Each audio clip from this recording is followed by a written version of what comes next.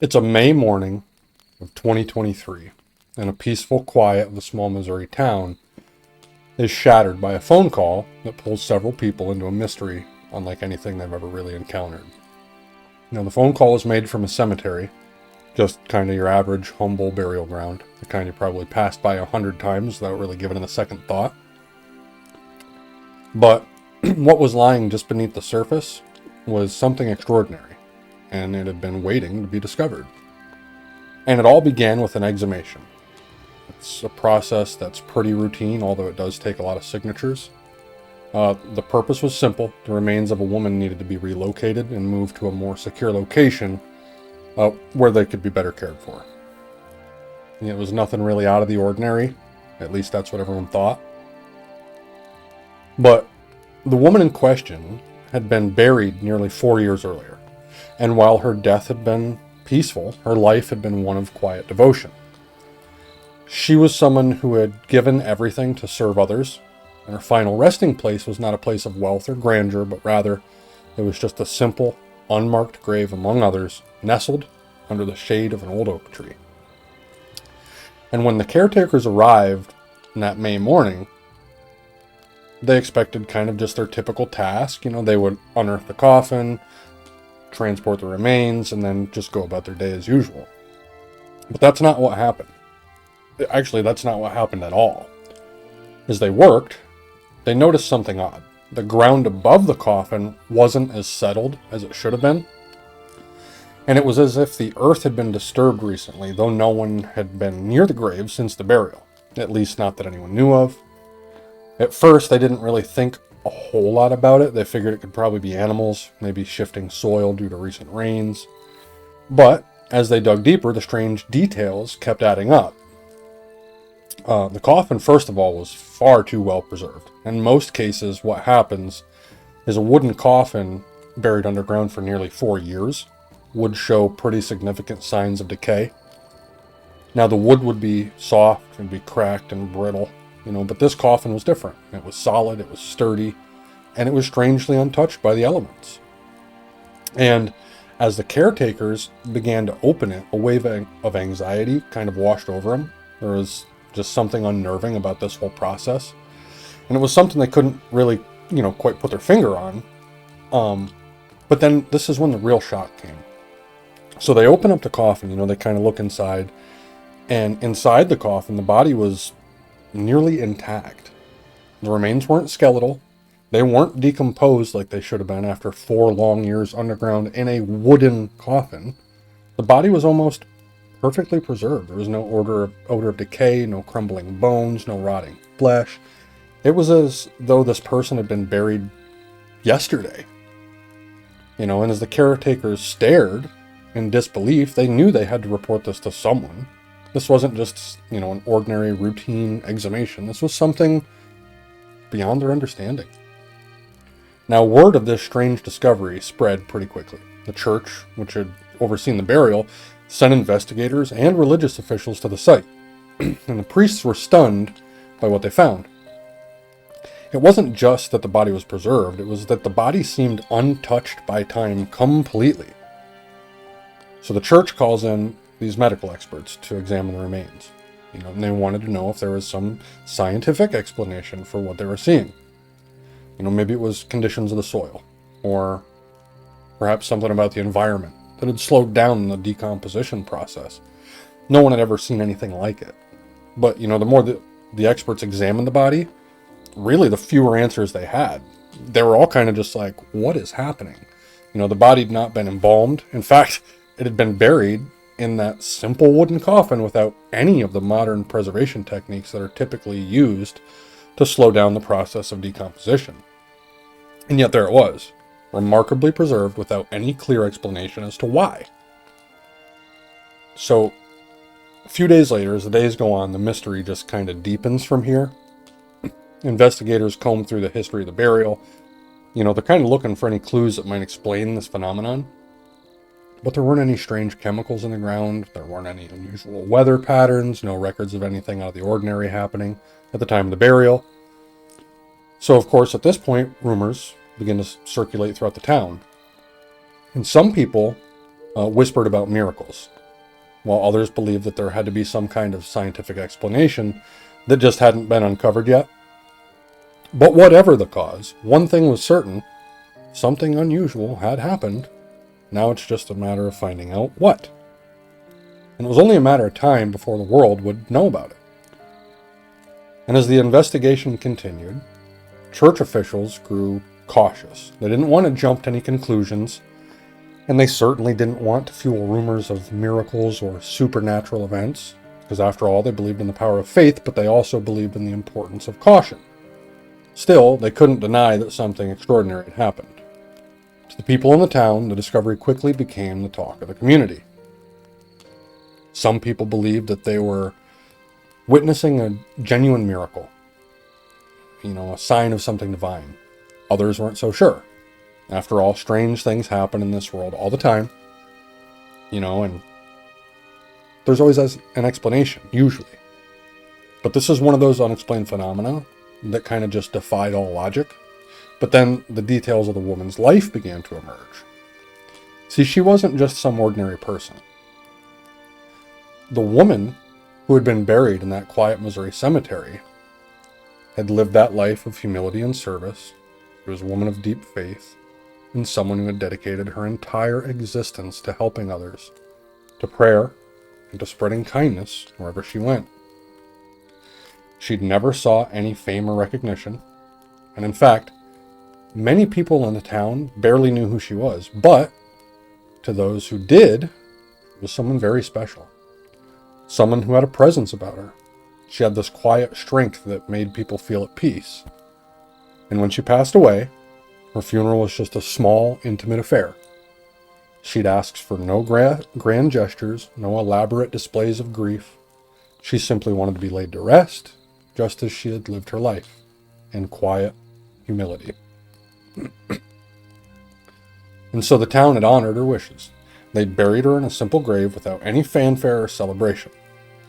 And then everyone just kind of thought that that was the end of her story, and she'd moved on to whatever it was that she'd believed in.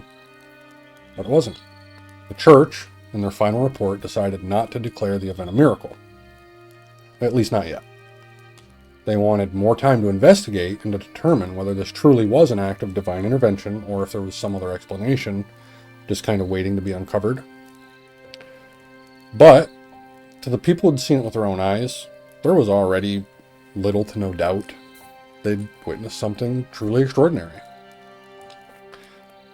Now, the woman in the grave was Sister Wilhelmina Lancaster, a nun from the Benedictine Sisters of Mary, and her body, though buried for nearly 4 years, had remained untouched by time, as we've already explained. And to this day, no one knows exactly why or how her body remains so well preserved. Some say that it is a miracle, a sign from God. Others believe that it's one of those mysteries that we'll never really fully understand. But whatever the explanation, one thing is clear: Sister Wilhelmina's story is far from over.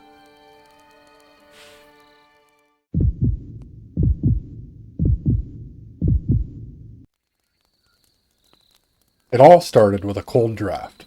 You know the kind. The kind that kind of sneaks through the cracks in the windows late at night when the world's asleep. Just kind of leaves goosebumps on your skin as you pull the blanket just a little bit tighter. It was early December 2011, and LaToya Ammons sat in her modest living room, just watching her 3 children laugh and play in their new home. It had only been a few weeks since they'd moved into the house on Carolina Street, and things seemed to be falling into place. But that draft, it wasn't coming from any window. It wasn't coming from the door either. No matter where she looked, LaToya couldn't really figure out, where the sudden chill was coming from. Maybe a sign of what was to come. The next few nights were uneventful. LaToya chalked up the cold spots to the weather. It was winter after all. But then one night, something strange happened. She heard footsteps, soft at first, like the sound of someone tiptoeing across the floor. And they moved slowly, methodically, from one end of the house to the other. Now, LaToya, kind of thinking it might be one of the kids sneaking a late-night snack, she got out of bed and walked towards the kitchen. The hallway was very dark, the only light coming from the moon through the window. just casting long, eerie shadows across the floor. Just overall, kind of a creepy environment. And her heart pounded in her chest as she reached the kitchen, but she didn't know why. There wasn't anyone there. No movement, no sound, just silence. So she shook her head, kind of convincing herself it was her imagination. And then she turned to go back to bed, but before she could even take a step, the sound started again. This time louder, heavier footsteps, as though someone was walking right behind her. So she spun around, expecting to see one of her kids standing in the doorway. But she was alone. So the next morning, she dismissed the experience, attributing it to maybe exhaustion. Being in a new place, single-handedly raising the kids and keeping up with the daily grind can wear a person down. But the feeling stayed with her, and it was a nagging, unsettling feeling in the pit of her stomach. And it was about to get worse. So, in the days that followed, her children, 2 boys and 1 girl, began acting different. At first it was subtle, like little things, kind of like becoming unusually quiet during dinner, staring off into space, waking up in the middle of the night, crying out for no real reason. LaToya brushed it off as them adjusting to the new move. And after all, it was a new home, a new environment, and change can be really hard on kids. But then one night, her daughter screamed, a blood-curdling scream. It was the kind of scream that jolts you out of bed in an instant. Your pulse just kind of racing before you even realize what's happening. So LaToya, she's like gathering her thoughts, so runs into her daughter's room as fast as she can, flicks on the light, and there, in the middle of the room, stood her daughter, eyes wide with terror, pointing towards the corner. What is it? What is it? She's asking. But her daughter couldn't speak. She just kept pointing, her hand trembling. LaToya looked at the corner of the room, but there wasn't anything there, just this pale, peeling wallpaper and a small wooden dresser. But her daughter was adamant. There's something there. And she whispered this, Her voice was shaking. And LaToya tried to comfort her. She kind of tried to reassure her that it was just a bad dream. But she could see the fear in her daughter's eyes said otherwise. The following night, it was her youngest son who woke up screaming. And then, the night after that, it was her oldest boy.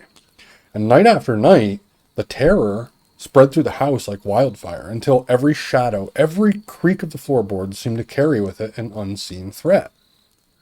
And LaToya herself began to notice strange things happening during the day, too.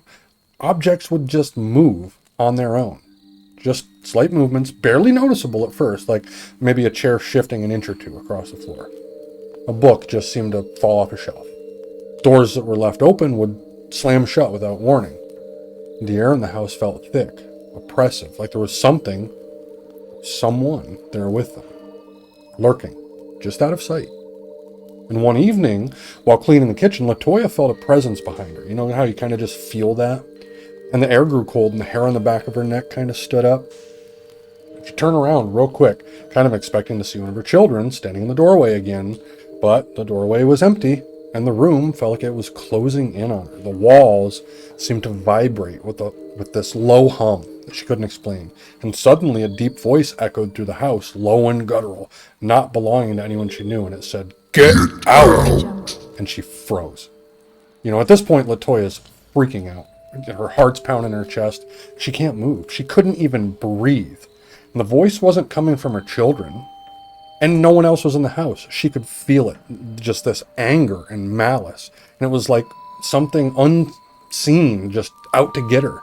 So she dropped the dish that she was holding and it shattered across the tile floor. And the sound snapped her out of the terror and she ran to check on her kids. That's the first thing that came to her mind. And they were all sitting quietly in the living room, unaware of what had just happened. Like they didn't experience or hear any of this. And at this point, LaToya is terrified and confused. And she knew she couldn't stay silent any longer. So she called her mother, Rosa Campbell. And she came over the next day and they sat in the living room discussing the strange events. And the house seemed to react to their conversation. And as they talked about it, the lights began to flicker, the temperature dropped, the sound of footsteps echoed from upstairs. And Rosa, who's this practical woman, wasn't one to just jump to conclusions, but even she couldn't explain what was happening. And together they decided to pray, hoping to cleanse the house of whatever was causing these disturbances.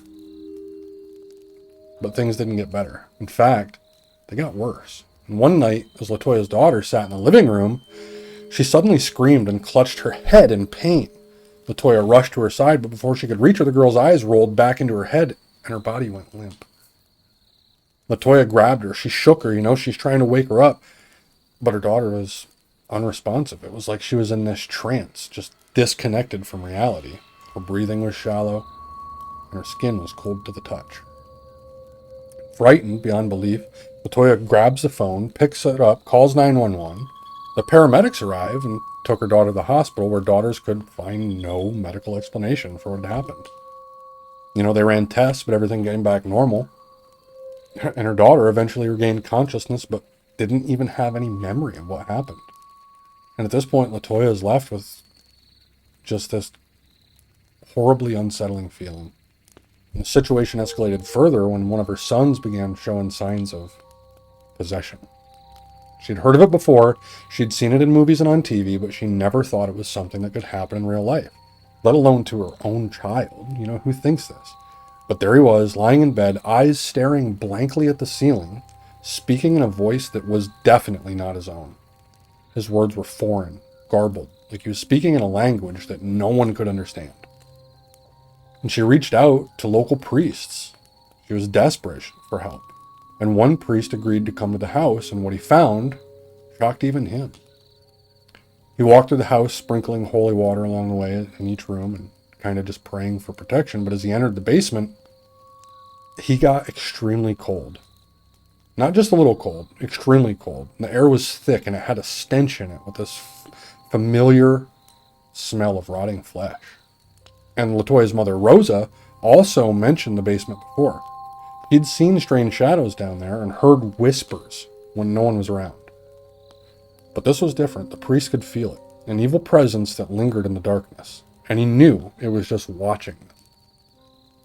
And over time, word of the haunting spread. And eventually, officials from the Department of Child Services were called in to investigate. And they too witnessed unexplainable phenomena. During one visit, a DCS caseworker and a nurse both claimed to see Latoya's youngest son lifted into the air by an unseen force. He was thrown against the wall with such force that it left them stunned. The caseworker, hardened by years of dealing with difficult situations, was shaken to her core, unable to rationalize what she had just witnessed. And the house was filled with tension, fear, and something far darker than anyone had anticipated. And after numerous attempts to cleanse the house, including multiple blessings and prayers, Latoya decided that enough was enough.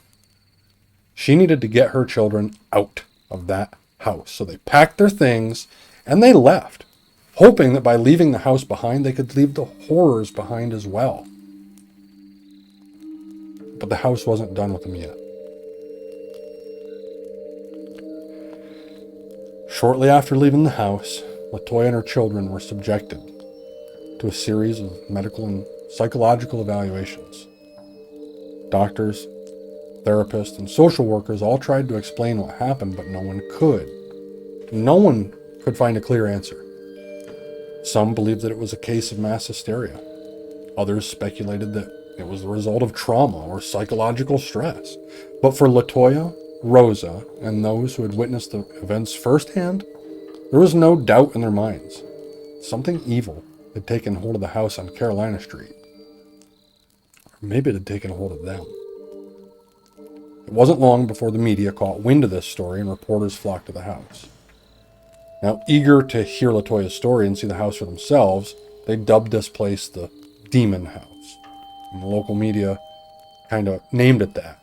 And it became infamous for the strange and terrifying events that had taken place within its walls. And eventually, Latoya and her family just fled the house, only for them to discover that something dark lingered, seemingly connected to them.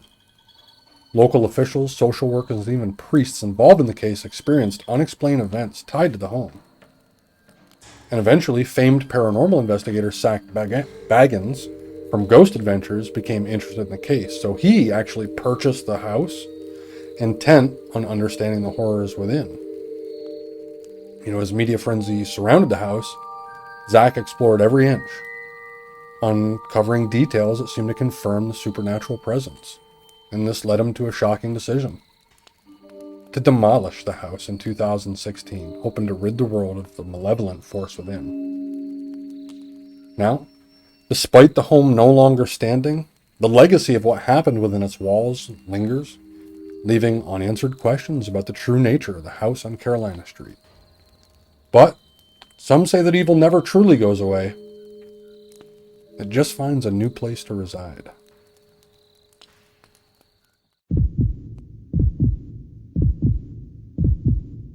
It was a night thick with tension in Carrollton, Alabama.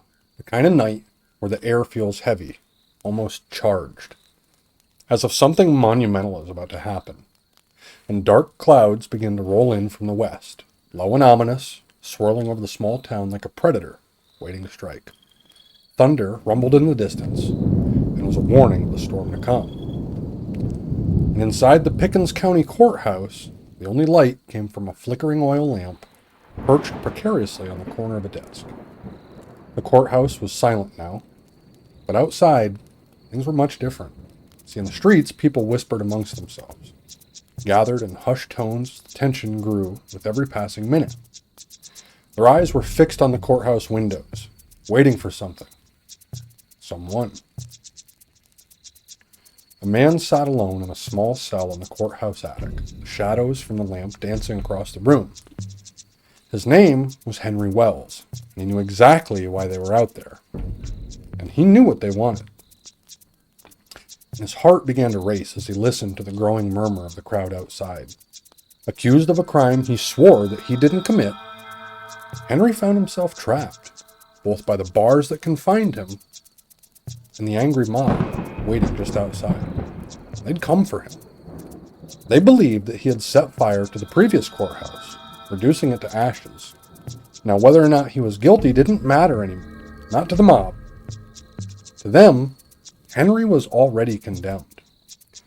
He'd been imprisoned for months, and his pleas of innocence fell on deaf ears.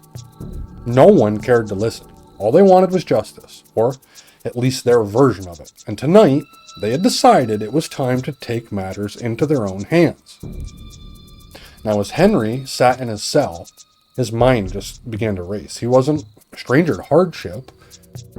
Life as a freed man in the post-Civil War South was fraught with danger, prejudice, and fear. But this was different. This was death knocking at the door, and it was getting louder by the minute. Now the wind picked up, rattling the courthouse windows, and the storm he could feel was getting closer. He could feel it in his bones, the strange electricity in the air crackling just beneath the surface. It was as if the storm was waiting for something to happen. And as Henry stood up, his legs shaky as he moved toward the small window in his cell. And from here, he could see the mob gathering below in the town square. He's looking down and he sees men with torches, their faces twisted in anger, their voices rising above the harrowing wind. His hand started gripping the window ledge as he peered down at the crowd below. And the storm clouds rumbled again, a deep, resonant growl that seemed to echo to the mob's fury. And for a moment, Henry thought about calling out, trying to reason with them. But, what good would it do? They weren't here for reason. They weren't here for truth. They were here for blood. So he closed his eyes, and his mind racing back to the events that had brought him here. It had all started months ago when the second Pickens County Courthouse mysteriously went up in flames. The fire spread quickly, devouring the wooden structure in just a matter of hours. And by morning, nothing remained but smoldering ashes and the charred bones of the building. And people were furious. And they needed someone to blame. And so, they pointed the finger at Henry Wells. Now, some said that they'd seen him near the courthouse that night. Others claimed that he'd made threats in the past. But there was no solid evidence, just word. No witnesses, no proof, just rumors, hearsay, and the kind of hatred that festered in the hearts of people who want to see a man fall. And the trial, if you could call it that, was over before it even began. Henry was found guilty, sentenced to rot in the courthouse attic until they could decide what to do with him. But the town had grown impatient. They wanted justice, and they wanted it right now. And so here he was, staring out at a mob of people who'd already made up their minds about his fate. And as the wind whipped through the trees, sending leaves and debris flying across the square. Thunder cracked overhead, followed by a flash of lightning that illuminated the mob for just a moment. And Henry could see their faces clearly now, individually, one by one, the anger, the hatred, the bloodlust, and it just sent a chill down his spine.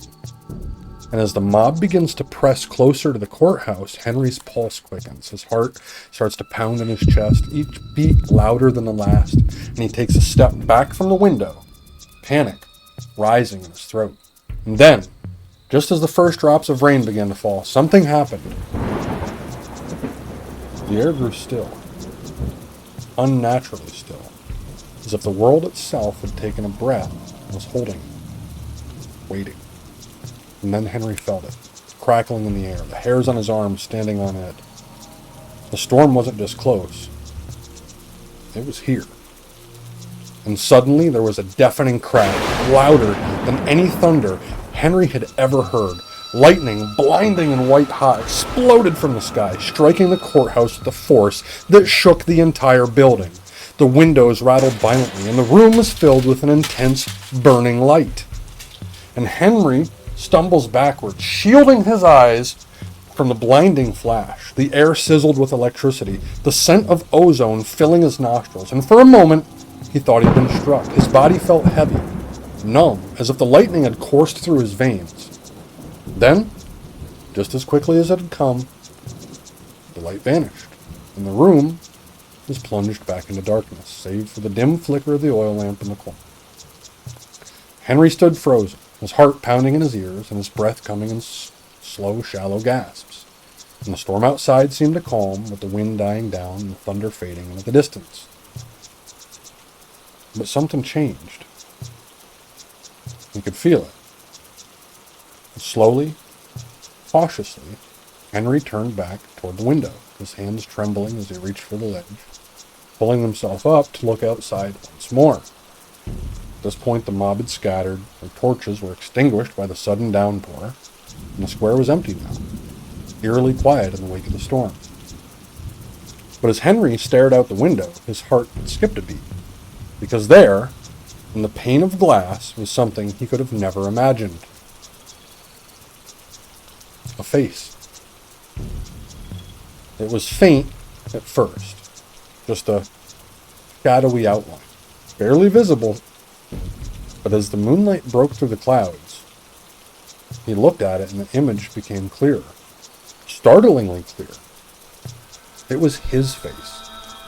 His own reflection, or at least something close to it, was etched into the glass, frozen in a moment of terror. The details were unmistakable. His eyes wide, his mouth open, the lines of fear etched into his brow. It was as if the lightning had captured his very soul in that instant, searing it into the glass for all eternity. Now Henry stumbled back from the window, his mind reeling. Now this couldn't be real. It had to be a trick of the light, a hallucination brought on by fear and exhaustion. But no matter how hard he tried to convince himself, the truth just stared back at him from the window. The face was there, etched in the glass, and it wasn't going away. Now word of the lightning strike spread quickly through this small town of Carrollton. And the next morning, people gathered outside the courthouse, eager to see the damage from the storm. But when they looked up, they saw the window, and they saw something far more shocking than a broken pane of glass. They too saw the face. The face that had been burned into the window by the light. The face that watched them from above just the night before. A permanent reminder of that stormy night. Now some swore it was Henry's face, frozen in a moment of fear, and others claimed that it was a message from the heavens, a sign of divine intervention. But whatever the explanation, one thing was clear. That face was Henry's. Now people came from miles around to see this window. They wanted to witness the strange phenomenon for themselves. Some believed it was a curse, some believed it was a miracle, but no one could deny the eerie feeling that washed over them as they stood up in the square, kind of just staring up at this courthouse and the face watching them from above, just looking down at them. And Henry Wells never left that attic. He unfortunately died in his cell under mysterious circumstances just days after the lightning strike. Some say he was poisoned, others claim that he succumbed to illness, but there are those who believe that the lightning took him that night, his soul captured in glass, forever trapped between this world and the next. And today, over a century later, the Pickens County Courthouse still stands. And if you decide to visit Carrollton, you can see for yourself, facing the window. The window has been replaced several times, yet the face remains, always reappearing, no matter how many times the glass is changed. Some say it's a trick of the light, or an optical illusion caused by imperfections in the glass. Others believe it's something far more sinister, a reminder of a man who was wronged, a man whose final moments were burned into history by the fury of a storm. But whether you believe in ghosts or not, one thing is certain: the face in the window is real, and it's watching. Always watching.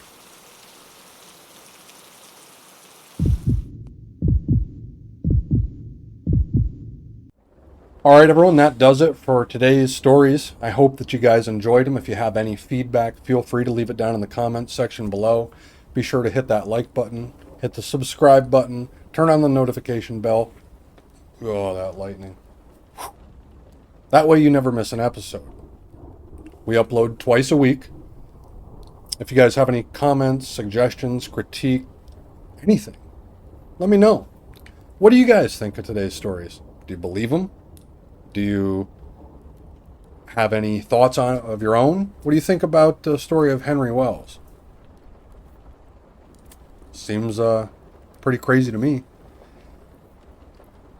As always, stay curious, stay brave, and remember, sometimes the scariest stories are the ones that are all too real.